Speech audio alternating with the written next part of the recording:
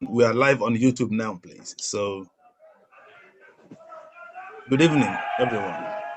You are invited to Elomba Television presentation of today. Our topic is, as stated here for everyone, bandits and the breakdown of security in the country. Our guest, let me repeat our topic. Our topic is bandits and the breakdown of security around the country. Our guest tonight is Mr. Ahmad Sajoh. Please, sir, if you can introduce yourself to our audience. If I don't know your exact title, so you can please tell us now and give us a little bit of your background. So you are welcome to the program. Hello, how are you? I'm fine, sir. Dan, how are you? I'm fine, thank you, How sir. is everybody? We are fine, thank you. How is everybody? We are fine. Yeah, my name is Ahmad Sajoh. I'm presently the Executive Director, Chief Executive of Future Now International, an NGO based in Abuja. And our major concern is governance. And governance includes, of course, definitely some issues on security. I've just returned from Maiduguri. I was able to go to Kaduna, Kano, Zamfara, Kebbi, Sokoto, and now I went to Borno, Yobe, and I have, to a very large extent, some bits of first-hand information about what is going on with regards to the insecurity in the country. Most of it, I'm very, very fortunate, and most of it, of course, requires urgent intervention. Before then, I have been a commissioner in my own state of Adamawa. Farooq, go ka sa mana generator. I've been a commissioner in my state of Adamawa, and I have also been a press secretary to the governor during the very turbulent times when state of emergency on security was imposed on my state of Adamawa State. So I've been involved in the security concerns for quite some time, and honestly, it's not very funny.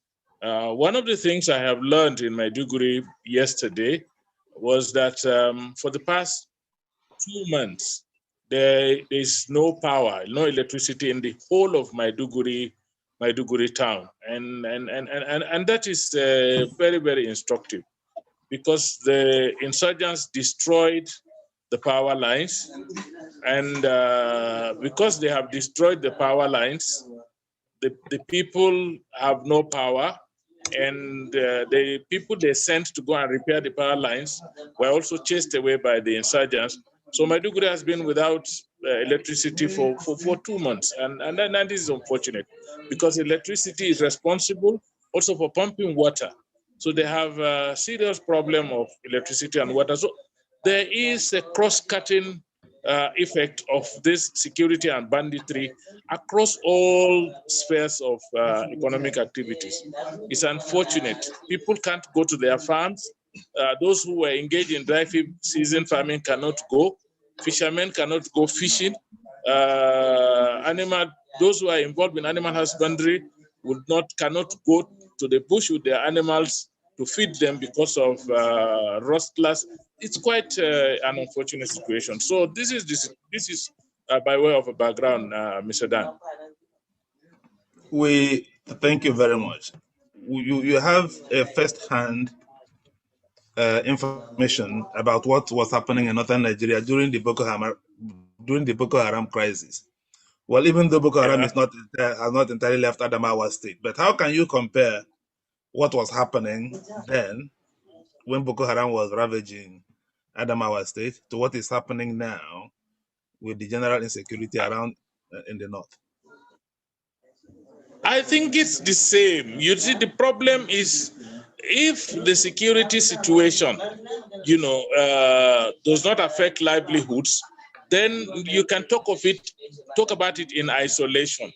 But in reality, the security situation affects livelihoods. And livelihoods, that includes, how people can make their living, how people can develop their capacities, how people can go to their farms, how people can go to to trade in the market, how people can, generally take care of themselves. We already have excruciating poverty in the land, and now people cannot go, and undertake their lawful economic activities because of the fear of insecurity, whether it is insurgency in the northeast or banditry that is almost similar to the insurgency in the northwest, or communal clashes in the north central, or even the skirmishes that are going on in places like the southeast, the southwest, the south. I think all of it speaks to one issue, and that is disruption of livelihood, disruption of lives and livelihoods. And this is very, very serious, Dan. Honestly, anything that disrupts normal livelihoods, affects the people in multiple ways. You can see that it affects education in one way or the other. It affects healthcare delivery. If you go to areas where these insurgents are holding sway, you will discover that they have, the bandits have driven away most state actors with respect to, issues like education, healthcare delivery, and they have disrupted markets. They have stopped people from going to their farms. In some locations and localities, the bandits are the de facto governments in those places. So these are some of the things that you have to link them up. And unfortunately, Mr. Sajoh, yeah, please. Sorry to interrupt you here. yeah. There is one thing that has bothered me, and I'm sure must be bothering a lot of Nigerians. Yeah. These Yes. bandits, who are they? Sorry, before you continue, I think there is a background noise. I think there are people speaking behind you. I don't know whether it's Yes. coming from you or from somewhere else. Excuse me. Hello? Yes, okay. So my question is, these bandits, who are they? And where do they Yeah. come from? Hello? The bandits. Yeah, who are they? They're criminals. Very simple answer. The bandits are criminals.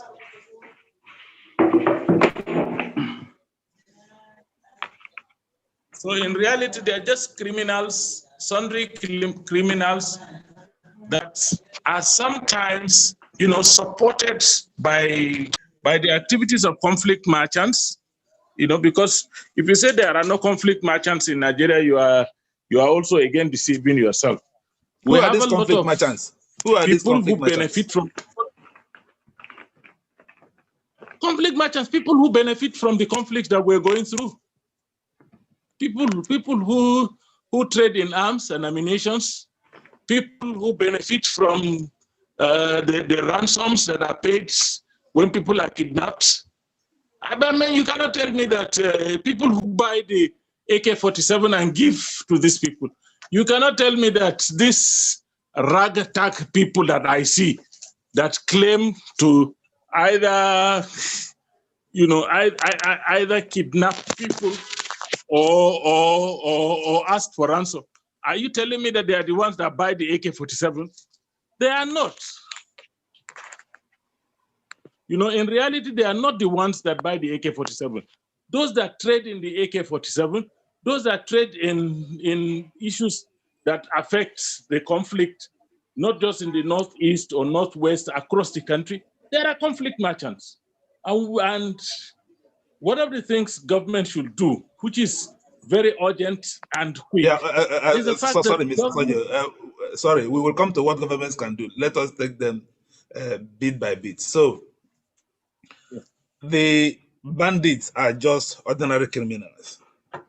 But right from time, there have been ordinary criminals in Nigeria. And I cannot say that we used to have cattle rustlers. These are bandits. We used to have armed robbers. These are bandits. We used to have highway robbers. These are bandits. But today, it appears as if this banditry has assumed a very wide organization. They now have access to weapons that they don't have before. They now operate in almost the entire north. They have now moved down to some sections of Edo State and Delta State. They have moved into Kogi, Kwara, and Oyo State. And very soon, they will soon, I don't know whether they are in Southeast or in South.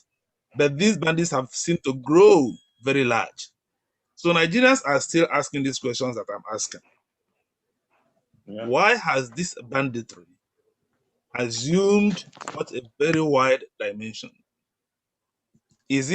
Are they organized? Or are they just sundry criminals the way you put it? Or where do they come from and who are they? Who funds them? Very simple. It's a very simple thing. You know, they are sundry criminals. But you see, in the past, there were criminalities, but there were opportunities also within the system. But today, the system is losing all opportunities to most people. Poverty has become, endemic in the system. And people are looking for livelihoods, by fair or by foul means. And this banditry, kidnapping for ransom, and related activities have become some real cash cow for a number of people. They have become means of making money for a lot of people, and quick and easy money. So a lot of people are joining. And like I said, there are conflict merchants. There are people who are just like when we started. I mean, there has always been banking in Nigeria, but it's only when these wonder banks came, and then it became a means for people to make quick money, that the frauds with respect to wonder banking, blossomed at a certain point. Ever since the internet came, people have been doing Yahoo Yahoo. But it's only when Yahoo Yahoo became, an industry, that people were making a hell lot of money out of it, that a lot of other people joined. So whatever you start, whether it is criminal or it is legal, if it begins to pay more, a lot more people will be diverted to that kind of investment. So a lot of people see it as an investment. A lot of people see it as an easy and quick way of making money. And so they have joined, because opportunities are shrinking, poverty is increasing, and people are looking for means to live. At the root of all of these things is the distorted system we are operating in our country. A distorted system that does not provide opportunities for people based on their capacity, based on their talents, based on their contribution to the system. We've introduced a lot of impediments, patronage system that impedes people from making progress, even when they have the capacity, they have the knowledge, they have the ability. So the opportunities are shrinking. Okay, if I may ask again, is there a correlation? Openings are coming out within the criminal space. Many more openings are coming up. So a lot of people have gone there to invest. Okay, is there a correlation? Is there, Mr. Sajoh, please, is there the bandits that operate in Zamfara State, for instance? Yeah. And the bandits that operate in Katsina State, the bandits that operate in Kogi State, for instance, are they the same people, or Honestly, are they different? the bandits, to a large extent, they are the same set of people. So are they organized? Are they organized? Is it part of one organization or just disparate criminals? No, they are not part of one organization, but over time they have come to learn from each other. They have learned from each other, and they are also beginning to lend support to each other. Okay, one question I want to ask here is, there is a report here from UK Daily Telegraph. Yeah. And the writer is suggesting that there is a link between the amnesty being granted to these bandits or Boko Haram militants and the current rise in this banditry. Is it an opinion that you share? That the writer is suggesting that the amnesty being granted to former Boko Haram militants has given them access to join banditry. And then the ransom being paid for their kidnappings has given them access to funds to acquire more arms to inspire this banditry. Is it an opinion? I'm even concerned with the word amnesty to Boko Haram. In reality, there is no amnesty to any Boko Haram. Okay. You know, in reality, there is no amnesty to any Boko Haram. But there were a number of people who were caught within the Boko Haram web net who are supposed to be called repentant Boko Haram. I attended an international seminar in Cameroon where about 15 countries participated. And we had a lot of argument as to what to call people who left Boko Haram. The military insisted that we call them ex-combatant, most of the French countries wanted us to call them repentant. And some of us in the English-speaking part, we said we should call them disengaged. But I think at the end of the day, they are neither repentant, they're not disengaged, or they are even closer to being ex-combatant. And when you treat ex-combatant with kid glove, the tendency is for them to see an incentive in taking up arms against the system.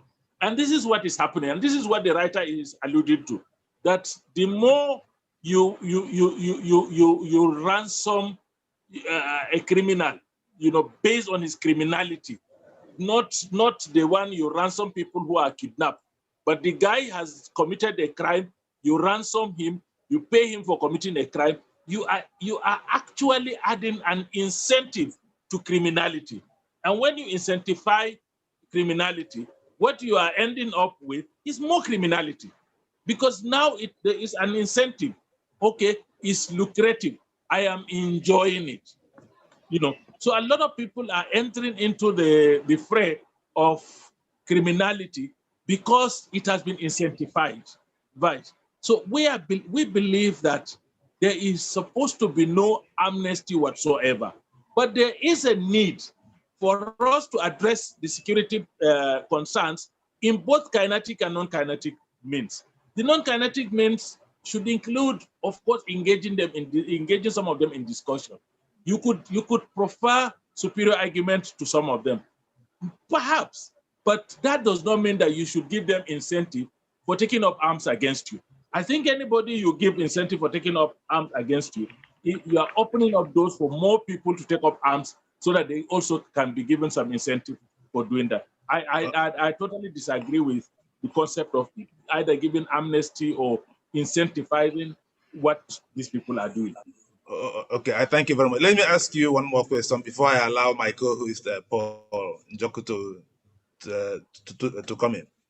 Yeah. How do you assess the efforts being made by the federal government so far to tackle this issue of banditry?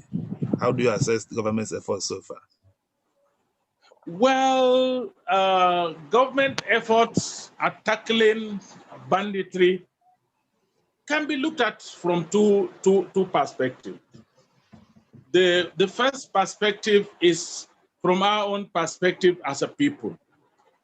Are we, is the issue, is the manner government is handling this issue, is it in the best interest of the people, or is it that they have become irritant to people in government, that they want them to just lay their arms and stop disturbing the governance process? That's number one. And number two, is government handling this case with the intention of addressing the root cause of it? Are they deploying sufficient intelligence, out there to ensure that they identify those who are sponsoring, fueling, and supporting the process by providing, the material resource that is needed to acquire the arms, to deploy, to move.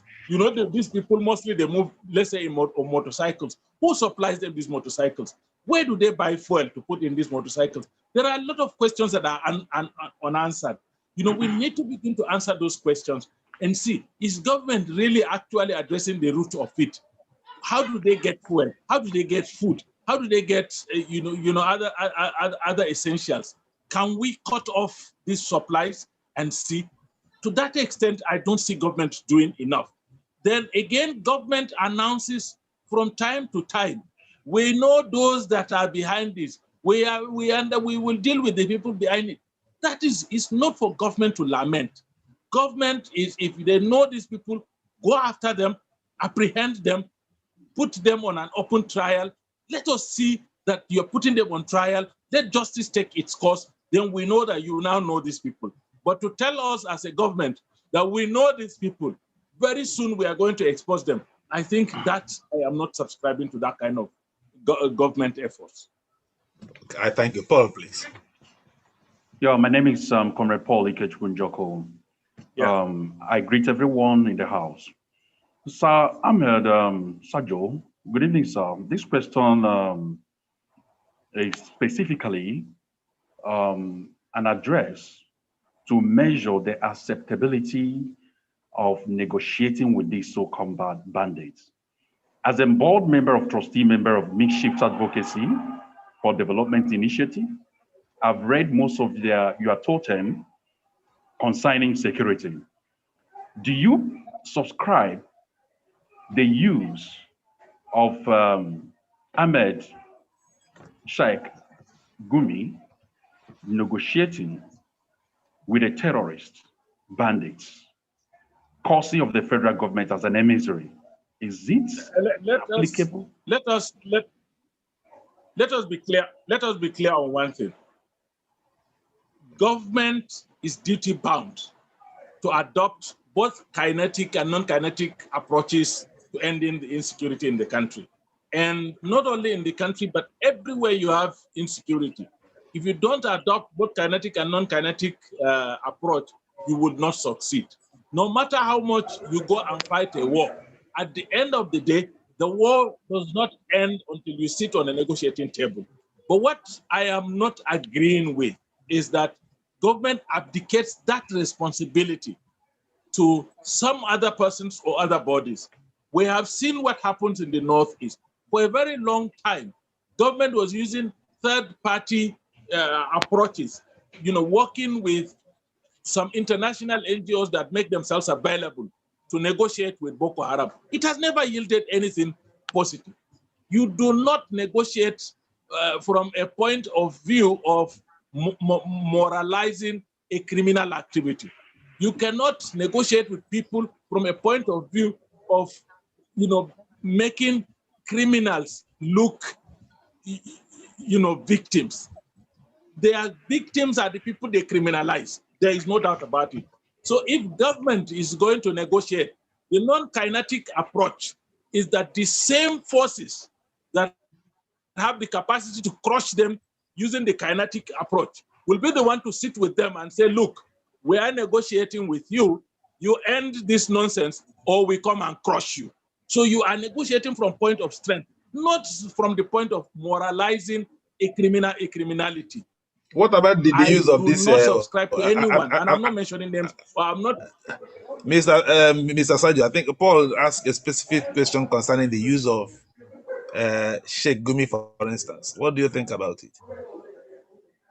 And I'm answering him specific. Sheikh Gumi, is he part of government?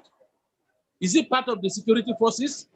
And I'm telling you that the kinetic approach and the non-kinetic approach with the negotiations that is carried out under the non-kinetic approach will be with the force that has the capacity to crush the people. You do not moralize, and I'm saying it with all sense of responsibility. You do not moralize criminality and assume that there will be some moral platform upon which you will sit down with criminals to discuss. You discuss with criminals from your position of strength.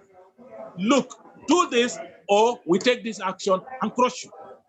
That's how the non-kinetic approach works. And that can only work if the person with the authority, with the force, to implement the kinetic approach is also the one driving the process of the non-kinetic approach. Okay, so sites by Mr. President, otherwise, slaughtering or engaging the bandits. in a shootout. Do you think it is not a mere declaration by Mr. President going by his language of not in all ramification curbing this insecurity by the bandits?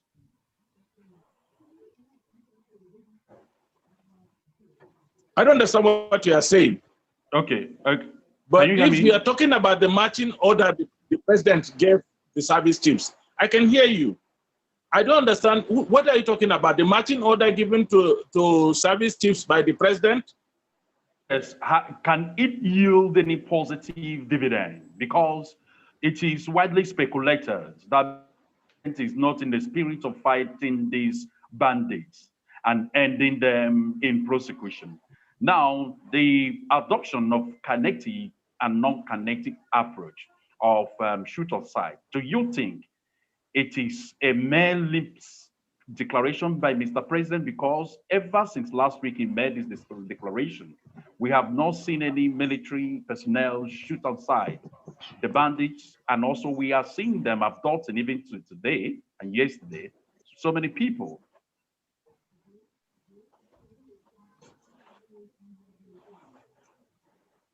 My brother, let's tell ourselves the truth. If you give a blanket order, shoot anybody carrying AK-47 on site, where?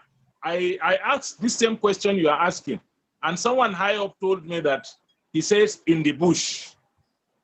But let's be honest with each other. You know, some of these bandits occupy territory, you know, communities, they sack communities and they take over and they move around with their arms and ammunition very openly and you know, without any qualms. So what we are saying is that what will defeat this banditry, insurgency, all our security challenges, what will defeat it is not just shoot at sight. It is intelligence gathering, intelligence utilization.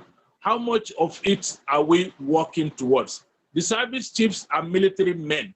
Their job is to shoot, but even they do not go to the battlefield without sending a recce patrol, reconnaissance. They need to have information. You don't work without intelligence information. You don't shoot at sight without intelligence information.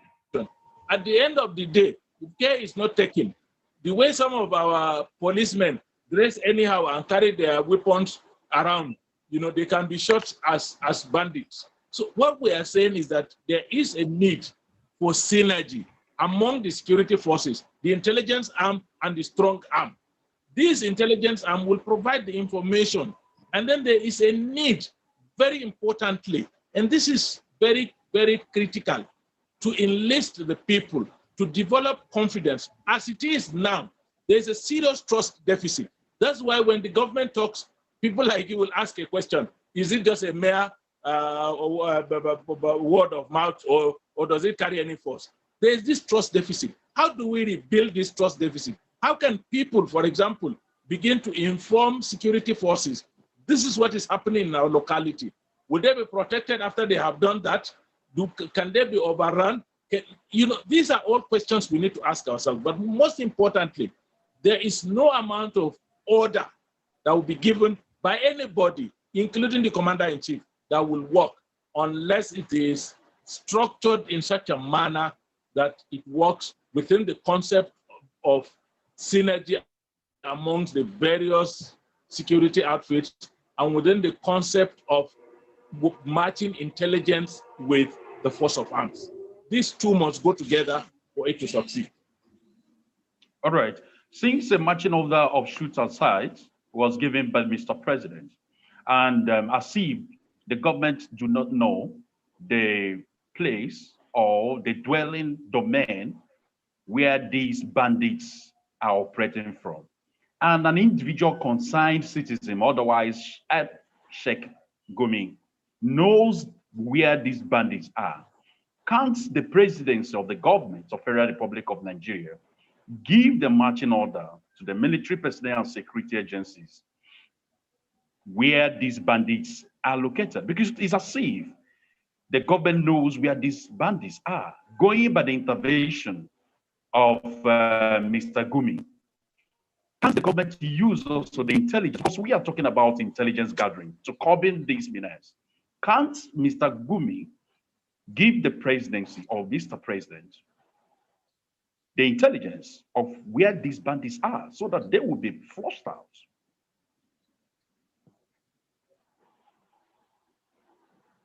Well, I agree with you that intelligence is key, and routing them in their locations is critical. But again, it speaks to one of the things I raised. There is a need for synergy. The entire security forces, from the army, the police, the secret services, must understand and cultivate the people, so that people can also be enlisted in, given credible intelligence about the movement of this bandit. It's very critical. It's important that we have a situation where, this intelligence is credible. This intelligence is, good enough for the security forces to work with. And this is very important. And I think the shoot-at-sight order can only work if we are told that, look, at so hour, we've seen a bandit carrying his AK-47 moving towards direction A or B. Then the forces intercept him and they shoot at sight. Then others will take the cue from there. Otherwise, if you do not have information, you will have difficulty actually controlling the situation. It has been reportedly said that intelligence gathering, otherwise given by the indigenous people of all these, prevalent places of banditry, have shared with our Nigerian security agencies and sister agencies like the military and all the ranks. And as a matter of fact, their intelligence gathering were sabotaged by the military personnel. How do we curb this and fight it squarely if there is sabotage in the security circle? Do you believe that there is obviously sabotage in the security circle of this banditry amongst the Nigerian military specifically? Well, there is this belief that out of every 12, there's a Judas. There's a likelihood of one or two persons who may not hold the kind of patriotic views that I and you hold. And this kind of people could, sabotage the process or could compromise the process. It's a possibility. Under the circumstances we are going through in this country, nothing is totally impossible. Nothing is, you cannot rule out anything as not likely going to happen. But I believe that to a large extent, with very good intelligence, even if there are internal saboteurs, they can be exposed. The essential thing is that expose whoever is working anti the process and expose the person, apprehend the person, and take very, very stern and stiff measures against such a person.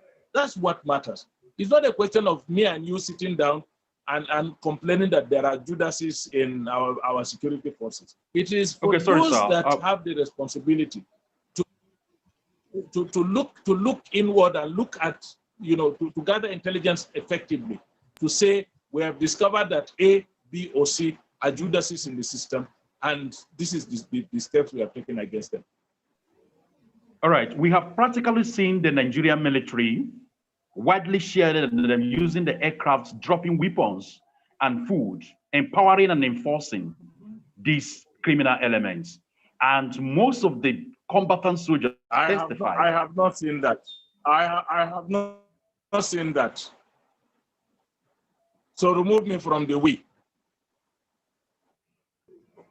Okay, but if the government is practically not part of the we.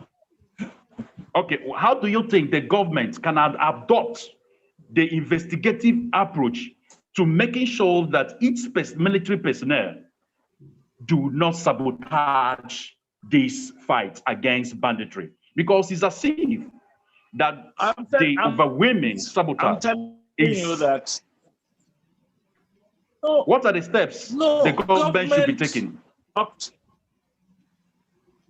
Government must adopt a method, a measure to win the confidence of the people. Once the people have the confidence that their participation in securing their communities, their concerns are shared by the people in authority, they can expose anybody. The problem now is the trust deficit. Even if I know, even if I see, if I say, see something, say something. If I say something, first, will there be action? Second, will I be protected? These are key questions, I'm telling you. Even you, some of you that are within the country and some of that are out of the country, are you sure you are protected? For example, if you say certain things or if you take certain actions, and if you give information, are you sure that information will be taken very seriously? Will there be action? Will the Nigerian factor not come in? People begin to see you from a perspective of the fact that you are either this or that, and you cannot be trusted. You don't trust government, government does not trust you. How do we work together? So the importance in there is that all of us must work towards bridging the trust deficit, and that government must be seen, or security forces must be seen to act on credible information positively, so that other people will see it as an incentive to also contribute. There are several times that ordinary citizens have reported criminals to our security forces, and the criminals end up knowing who reported them. And before you know it, the person who reported them becomes a victim of trying to be patriotic. So there are a lot of disincentive in trying to support the security forces. These disincentives must be removed. People's confidence in the security system, people's confidence in the government, people's confidence in the structure and the system and the security, the processes must be restored, so that this confidence that people express in the system will translate into support for whatever effort government is making. All right, I think we should take a question from Mr. Nago now. Ifeanyi, what is your question, please, or comment? Okay. Good evening, Mr. Sajoh. Yeah. You just talked about the issue of confidence in government. And I have two questions to ask. One, some days ago, about 1 week or 2 weeks ago, I read in one of the newspapers where it was reported that some of these bandits were saying that why they have continued to operate in the way they are operating nowadays, I mean, intensifying their banditry, kidnappings, and all that, is because during the campaigns, the president came and talked to them, promised them heaven and earth. At the end of the day, he disappointed them. I read that in the news, and I'm sure many people must have read that. Do you believe that to be true? Because they are now saying that they want the president himself to come to them the same way he came to them during the campaigns, to come to them now and negotiate with them. Do you believe that to be true? That is one. Maybe after this, I will now ask the second question. No, but this question does not require a long answer. Did the president campaign in the bush? Did he go and meet bandits in the bush to campaign to them? This is a total a statement that is just sensational for just the value of being sensational. But no, all of us are disappointed with the political class because our country is not where it ought to be. That is not debatable. But that does not mean that all of us should take up arms and say we're killing other people or we're kidnapping other people because we're disappointed with the political system. I think that does not hold water. And in any case, they're telling you that the president should go and meet them in the bush. Did he meet them in the bush during the campaigns? I mean, the president's campaign were open. We have access to, I mean, the media followed him wherever he went to campaign. There is no clip anywhere that the president went to the bush to meet bandits and campaign to them. So that is not a very credible statement. That is a very stupid statement, and all of us are disappointed with the political leadership at all levels, and it does not in any way justify any one of us carrying arms against our fellow citizens because our leader has disappointed us. I think that is a very stupid position, and those who are promoting it. And let me tell you, the media, provides the oxygen with which a lot of these bandits, survive. A lot of them want sensational, headlines. They want to be relevant because, for too long they've been ignored. But that does not mean that we must, everything they say, we promote it and we make it look like they are making sense, even when they are talking nonsense. I think we should be very careful of that.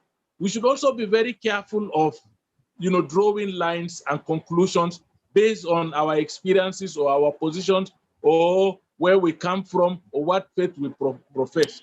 The criminality does not have demarcations. When it comes, it consumes everybody. There is nobody that has not been consumed. Muslims have been consumed, Christians have been consumed. Young people have been consumed, old people have been consumed. Women have been consumed, men have been consumed. The people of different tribes have been consumed by this criminality. So the best way to defeat this criminality is to also not play into the hands of the divisive nature of both the criminals and our political class.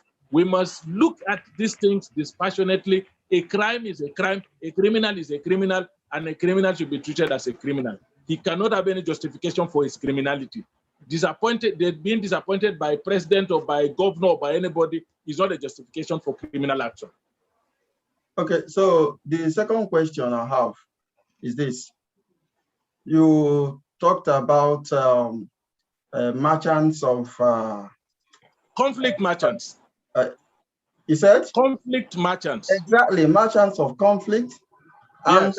These, from your explanation, these are people that actually fund the activities of these bandits, provide materials to them, provide AK-47 and other equipment they use.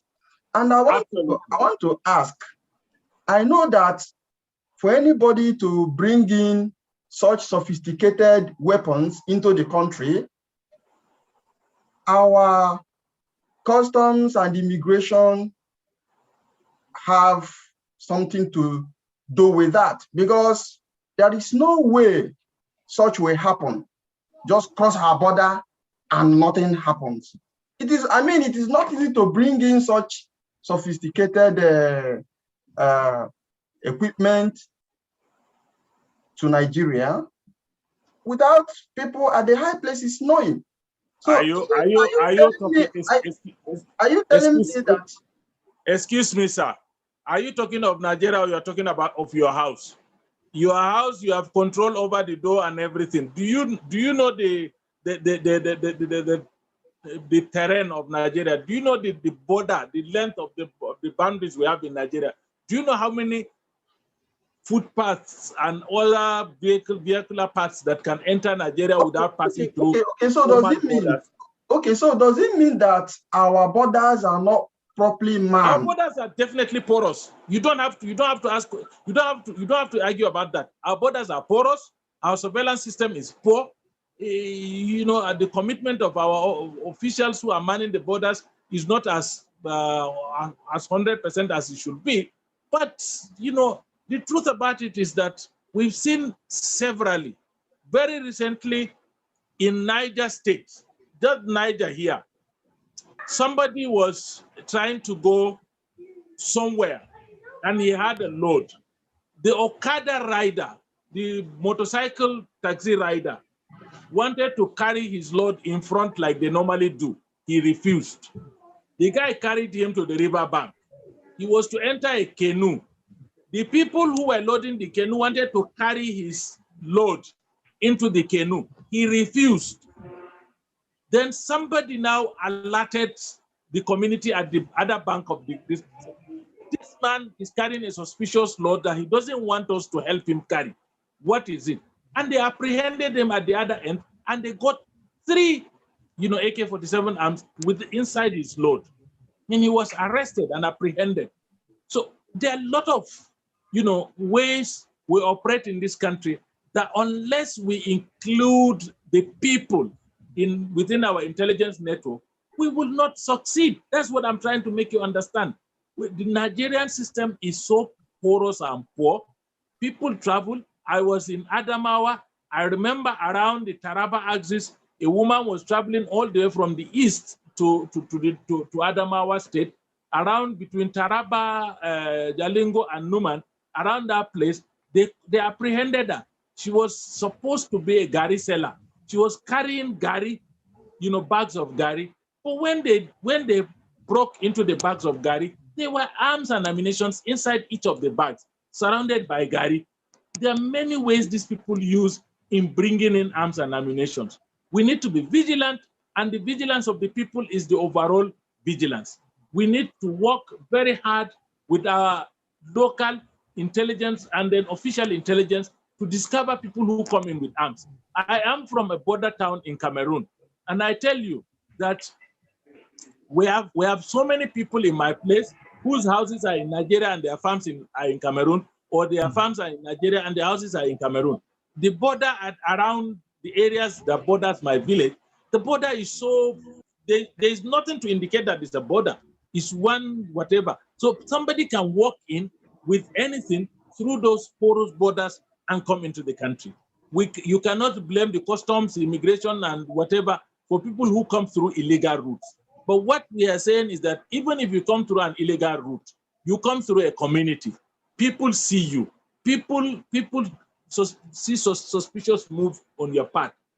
These people must be cultivated to expose those suspicious moves and call for, but you cannot do that as an ordinary citizen unless you are protected at the end of the day, unless you are supported, unless action is taken pursuant to the intelligence report you give.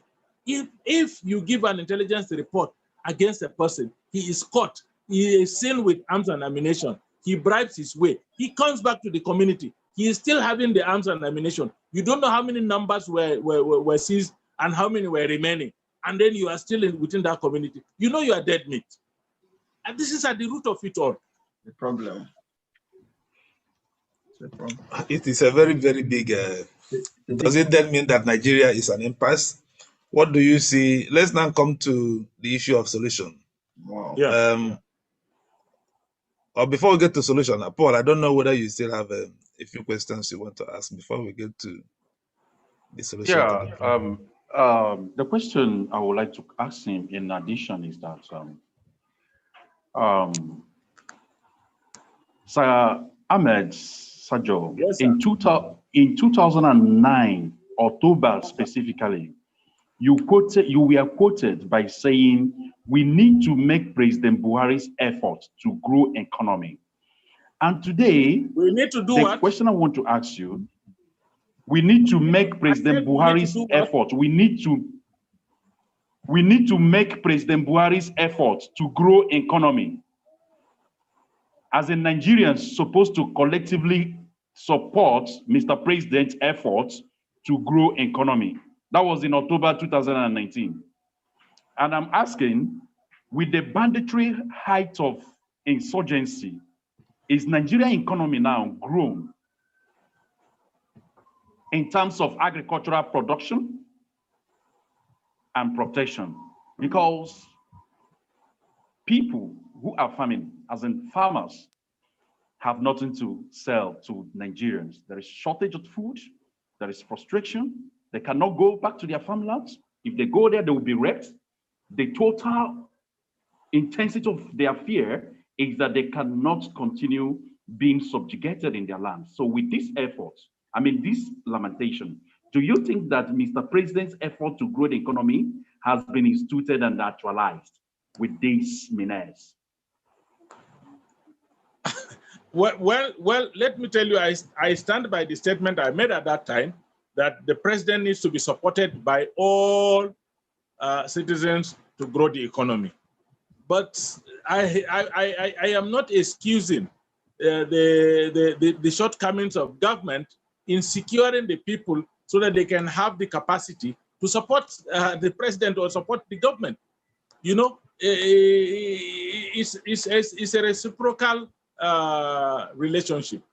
The people must support the government to grow economy, but the government must protect the people to be, you know, productive agents of growing the economy. So at this point, there are shortcomings.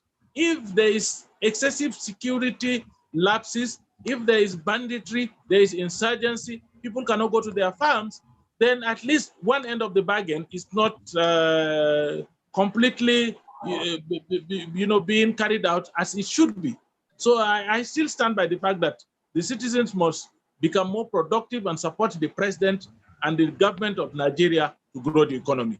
But the government, in turn, also has a responsibility to protect the people and provide a conducive atmosphere for their productive engagement to yield positive fruits. Okay, All right. Paul, we need one more question from you before we now go to the solution to the problem.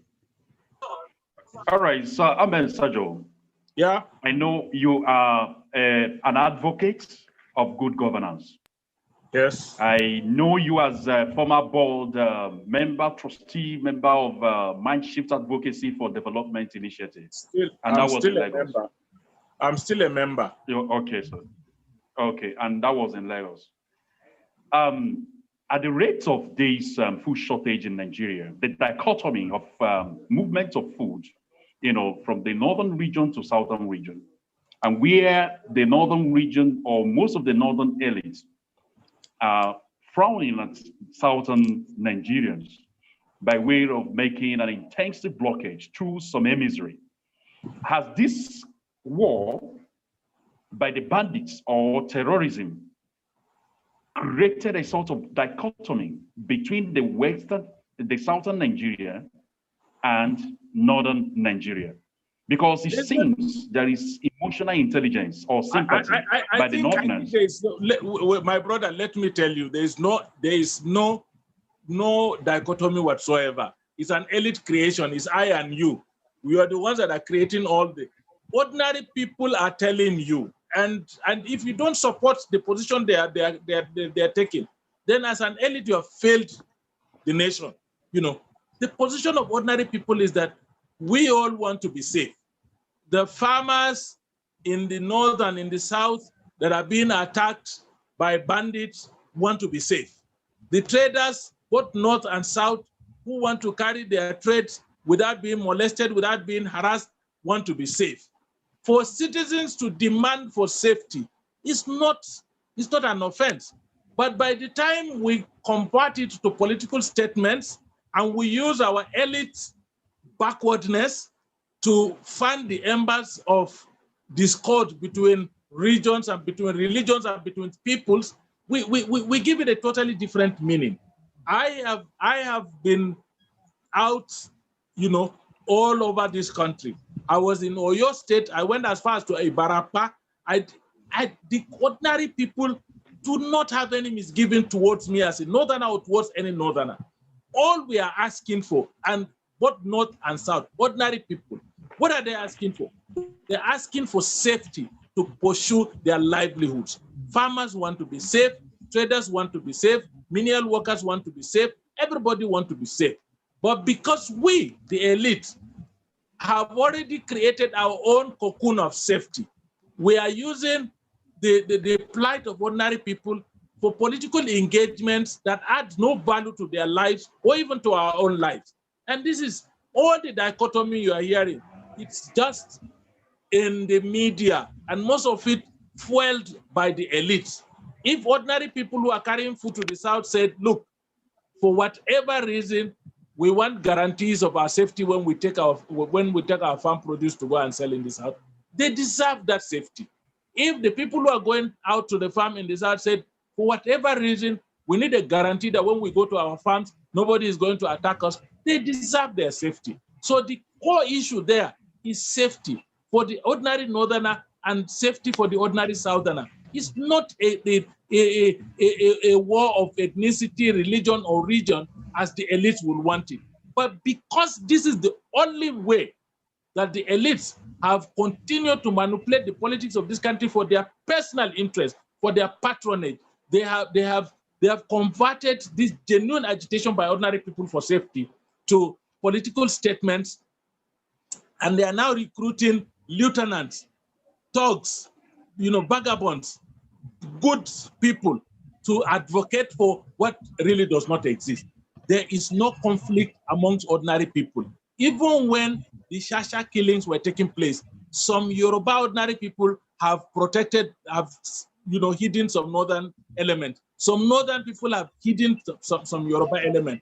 Amongst the ordinary people, the suspicion is not as wide and as big as it is among the elites. But the elites are the ones that are fanning the embers of discord. They are the ones that are pushing narratives that creates misunderstanding amongst the people. They are the ones, and most of these elites that are pushing these things are very safe and far away.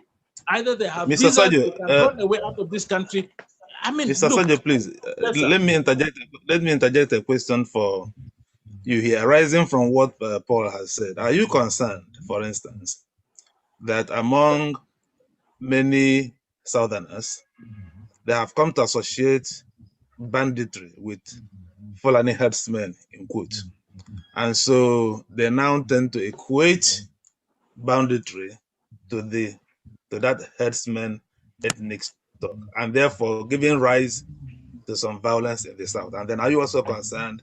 Now I'm concerned about ethnic profiling of criminals.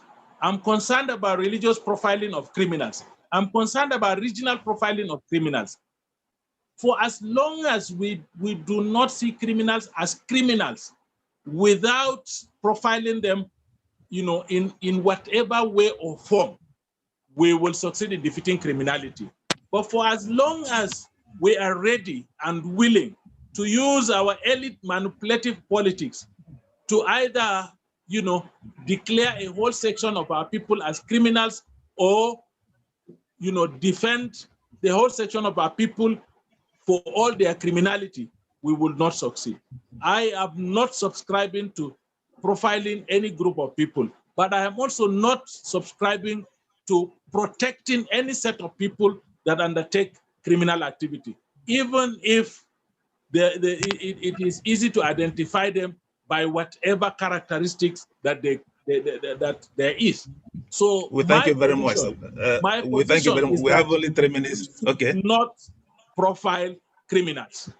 Okay, we have only 3 minutes remaining. Can we now use these 3 minutes to discuss what do you see as the solution to banditry? Solution very simple. Solution is made up of 3 things. First is that our government must be fair and just and equitable, and must be seen to be fair, just and equitable. Because a society, a kingdom, can survive and prosper even if we do not believe in anything. But no matter our belief, if there is no fairness, justice, and equity, we will not survive and prosper. Secondly, government must create opportunities for people to earn legitimately. Otherwise, people will begin to earn illegitimately. And thirdly, government must address this trust deficit so that people can go out there and participate in fashioning out intelligence information that can help in ending this banditry. The core objective of Operation Internal Security anywhere in the world is to win the hearts and the minds of the people. If we can't win the hearts and the minds of the people, we will not win this war against banditry and other forms of criminality. That's my own position. Thank you, Paul.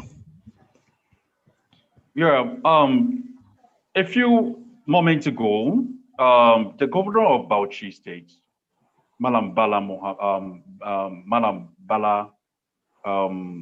Mohammed, yes, said that bandits, or otherwise herdsmen, can carry AK-47. So can the farmers also carry AK-47 to defend themselves?